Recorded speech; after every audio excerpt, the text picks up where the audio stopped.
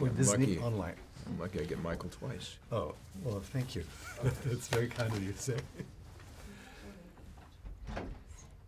We do? Yes. Okay. Jerry, what is the Persia of this movie? What is ancient Persia, as this movie sees it?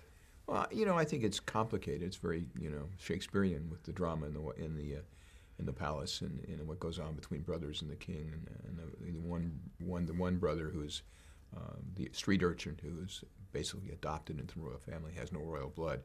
So I mean, he's certainly the underdog in the story and somebody you really have to root for, which is what you want in a movie like this. It's on a grandiose scale, as most of your movies are. It is quite amazing. Can you tell us what it took to make it such a large picture? Well, it all comes from the screenplay. So basically we do is we take that script and try to make the visuals as beautiful and as interesting as possible. But it's all based on what's written in the screenplay. So if you have big palaces, we got to create the big palaces. If you have big landscapes, we got to find the big landscapes. But it's all dictated by the writers. How did you come to choose Jake for the main role? Well, he's a gifted actor, and we're lucky to be able to convince him to do it. He's very handsome. I think he's been nominated. He's just somebody that's really, really special, and he worked so hard to get in shape to do this movie, and then work with us on the screenplay. He's got great ideas, so he's somebody that is a real force in our business. Can you comment on Gemma? Gemma, was a young actress and had just graduated from RADA when we first met her and done a small part in a Bond movie. But she came in and read for us a number of times. We put her on tape and eventually did a screen test with her. And she was just beautiful and, somebody who really has command, who took command of that character.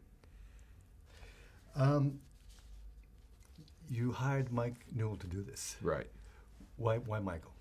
You look at his work, it's all about his work. You look at Donnie Brasco, he understands character, story, it's realistic. Four Weddings and Funeral had wonderful humor in it. And then you look at Harry Potter, which had the adventure and the kind of visual effects that we needed, so he understood that world, and he understood the world of realities, and that's what we were looking for. And, well, why did you shoot in Morocco?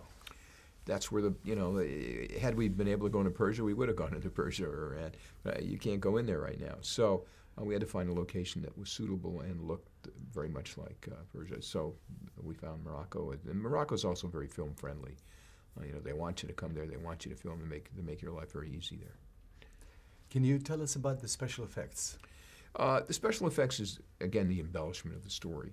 And we worked with a lot of British companies to make it come to fruition. And working with all these gifted artists, who create and paint these wonderful, designs that we did, and then digitally make them come alive. Why did Prince of Persia lend itself so well to movies? Again, you start with some characters that are fun. And, I found this book called The Orientalist, which had all these wonderful paintings of that period. And it gave us a great jumping off place of what the movie could look like. Excellent. Thank you.